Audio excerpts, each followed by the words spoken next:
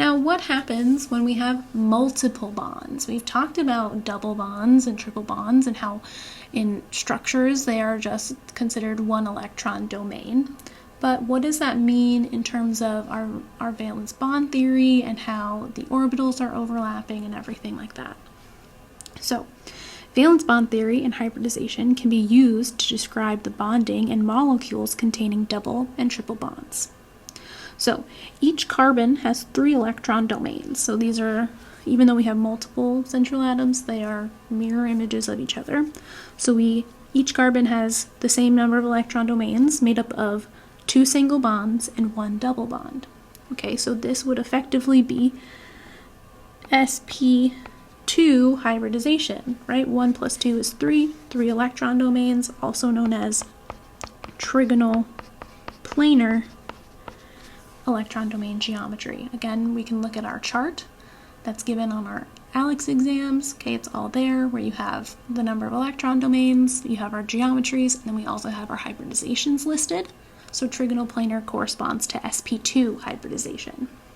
Okay, so sp2 would suggest that we have 3 orbitals, each with 1 electron there that are going to be unpaired in order to form bonds.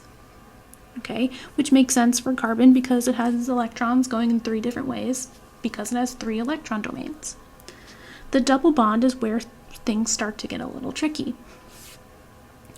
So what we want to do is, again, we want to maximize our unpaired electrons on our carbon by doing our promotion. Okay, so like we were showing before.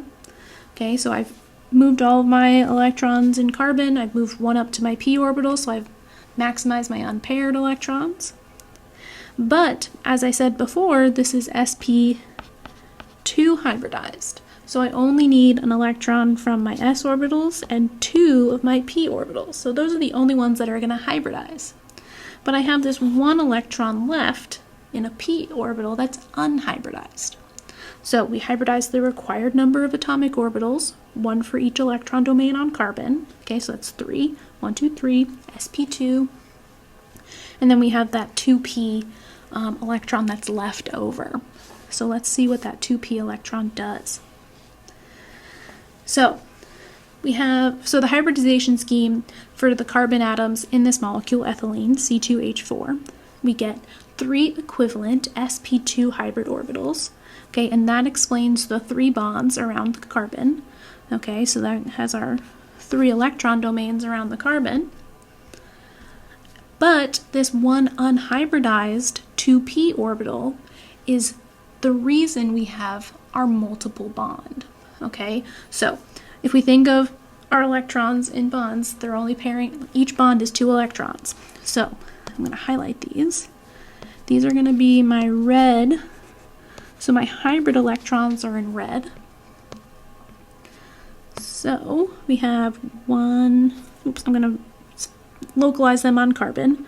So 1, 2, 3. I've used up all 3 of my hybridized electrons, okay, to make 3 of those bonds. But what we're missing is that double bond, okay? So this electron here, which I'm going to highlight in blue, luckily we can see that, is this electron there. So it's an unhybridized electron, which allows us to form a double bond. Okay, so the unhybridized electrons is what gives rise to multiple bonds. So if it's unhybridized, that equals multiple bonds. Okay, so we would only see unhybridized orbitals when our Lewis structure has a double bond in it. If there's no double bond, then all of our orbitals are going to be hybridized because that's going to relate to our electron domain geometry and the proper drawing of our Lewis structures. Okay, they all start to affect each other. So when I get down to my double bonds, if I have any unhybridized electrons, that's going to form my multiple bonds. Because I have one unhybridized electron, that's going to give rise to a double bond. Okay, so we have special names for these types of bonds, whether they're being formed from hybrid orbitals or unhybridized orbitals.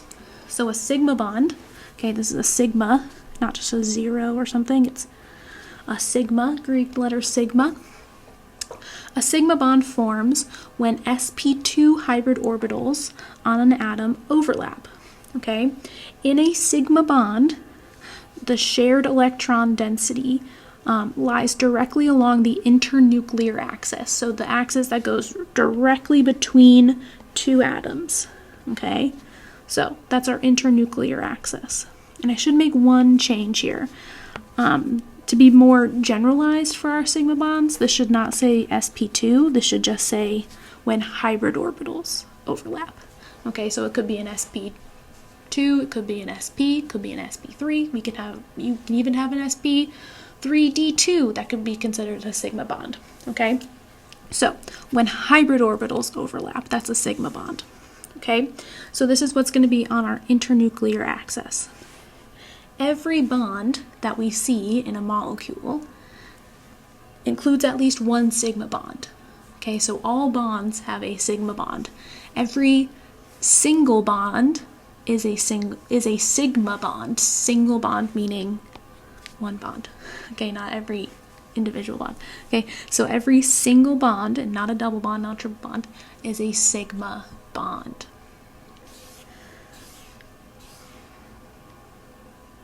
The ethylene molecule contains 5 sigma bonds. So like I said, every single bond is a sigma bond. Okay, so I like highlighting these rather than describing them by words. So a sigma bond is where we have overlaps. Okay, so we have an overlap here between our C and our H orbitals. We have here with our C and our H. Here again with our other C and our H's, so that's 4. And then every single bond is a sigma bond, meaning that if there's a double bond, one of these is going to be a sigma bond. Okay, so we have sigma, sigma, sigma, sigma. With a double bond, one of them is sigma, the other one we'll talk about in a second. Okay, so we've got another sigma there. So we have 5 sigma bonds all together in the ethylene molecule. So what we want to talk about next is, well, what's this bond called? What's that considered? Well, that's called a pi bond. Pi bond, that's down here. So the remaining unhybridized p orbital is going to be perpendicular to the plane in which the atoms of the molecule lie. So here's our internuclear axis that we said sigma bonds all form on. Okay, they're all in the same plane. The unhybridized p orbital is perpendicular to that, so 90 degrees. 90 degrees, perpendicular. So here's our p orbitals, okay, that are unhybridized. They each have 1 electron in them.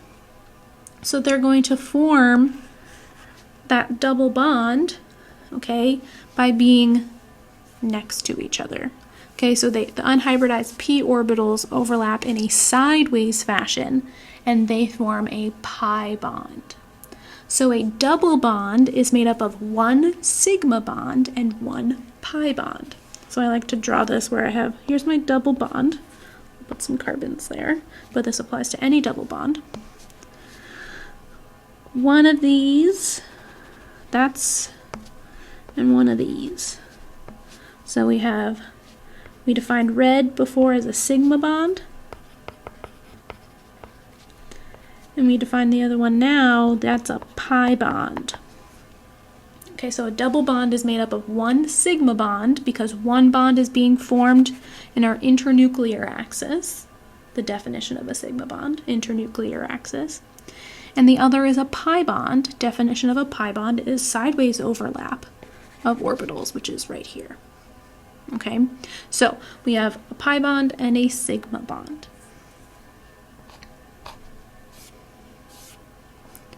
Now if we move on to triple bonds, well, it's the same concept, it's just now we have 1 more unhybridized orbitals, unhybridized p orbital. So triple bonds are made up of 1 sigma bond and 2 pi bonds, okay, coming from the 2 unhybridized p orbitals. So if I wanted to make a triple bond, this would be linear, also known as sp hybridization. So I only need 2 of these orbitals to form my hybrid orbitals, leaving me with 2 unhybridized p orbitals. Okay, so triple bonds are then made up of a sigma bond, coming from one of those hybrid orbitals, and 2 pi bonds coming from the 2 unhybridized p orbitals. So we can draw that again. Here I have carbon, triple bond carbon. Why is this not zooming in? There we go. So we're going to color code these the same way. Red is our sigma bond. Blue is now our pi bonds. So just because it's a triple bond does not mean it's defined any differently. Okay. Yeah, better sigma than that. There we go. So a triple bond is made up of 2 pi bonds and a sigma bond. So let's practice with that. How many sigma bonds does the following molecule contain? So how many sigma bonds does the molecule contain? Look at this molecule. I'm going to give you some options for answers there. Count up the number of sigma bonds, and then the next question is going to be how many pi bonds does the molecule have? So let's start counting. Let's highlight these. We were doing what? Red is sigma. So every bond that you see is made up of at least 1 sigma bond. If it's a single bond, it's a sigma bond. So here's a single bond. There's a single bond. Single. So if they're single, they're sigma. Single is sigma. When I have a double bond, I can only define one of those as a sigma bond. So if we count those up, we have 1, 2, 3, 4, 5, 6, 7, 8 sigma bonds. 8 sigma bonds. For pi bonds, when we were highlighting those as blue, pi bonds only come about in double or triple bonds. So since I have a double bond, one of those was sigma, therefore the other bond in the double bond is a pi bond. So I only have 1 pi bond in this molecule. Okay, so we're just counting up bonds. Okay, let's try another one. How many pi electrons are found in the amino acid aspartic acid? So I want to acknowledge pi electrons. So each bond has 2 electrons. No matter if it's sigma or pi, it still has 2 electrons in it. Okay, so how many pi electrons are in this amino acid? So pause your video, take a look at this amino acid, count the number of pi bonds, and then determine the number of pi electrons.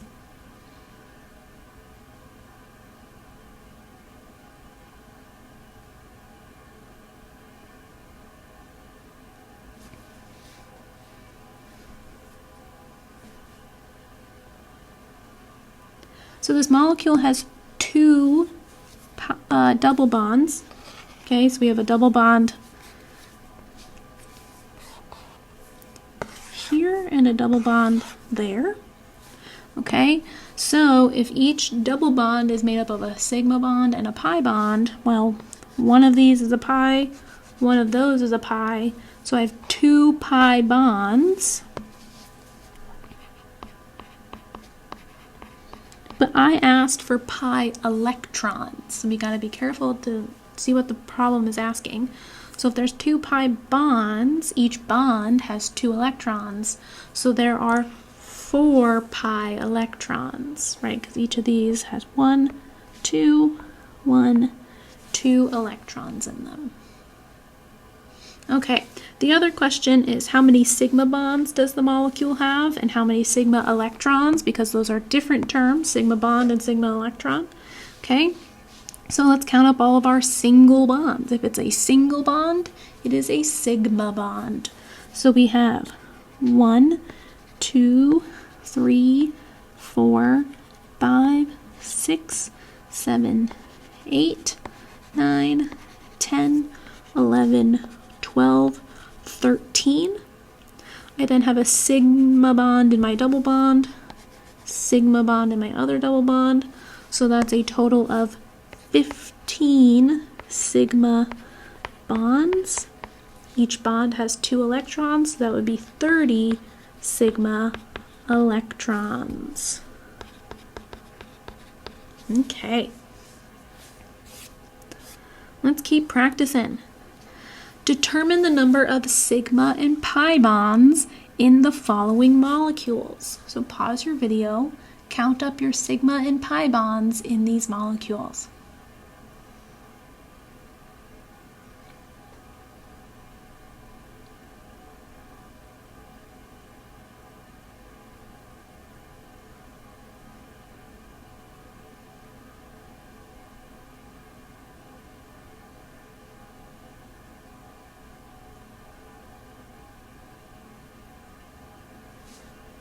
I'm going to keep going with my highlighting where sigma is red, so every single bond is a sigma bond. So we have a single bond, so that's 1, 2, 3, 4, 5 single bonds. And then we have a double bond where one of those bonds is a sigma and the other bond is a pi. So for sigma, we have 1, 2, 3, 4, 5, 6 bonds, and for pi we only have 1 bond.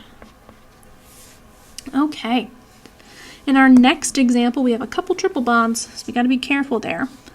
So let's first go through with our sigma. So we have a single. Our double bond in the middle here, only one of those is a sigma, and in each of our triple bonds, one of those is a sigma as well. So I'm going to do the middle one. So those are all sigmas. So for sigma, that's 1, 2, 3, 4, 5, 6, 7, 8, 9. Yep, 9 bonds are sigma. And for pi, we now go through with blue. We know our double bond has a sigma bond, or a pi bond. And then our triple bonds have 2 pi bonds in them. So we have a pi and a pi, a pi and a pi, a pi and a pi, pi and a pi. So in total, that's 1, 2, 3, 4, 5, 6, 7, 8, 9 pi bonds as well. Okay. Okay, in our last practice problem here, below is a structure with multiple central atoms. Use it to answer the questions below. How many sigma bonds are in the molecule? How many pi bonds are in the molecule?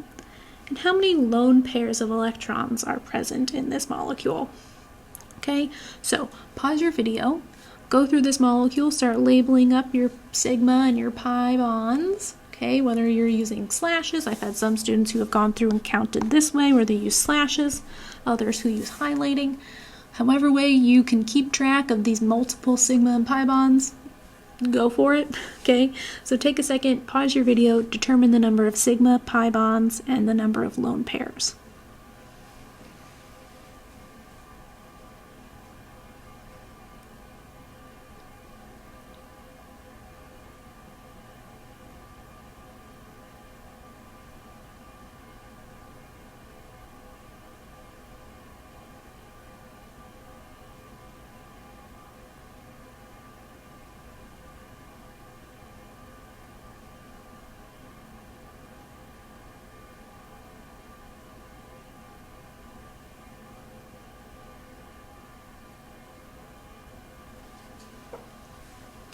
Okay, let's go through with our highlighting again.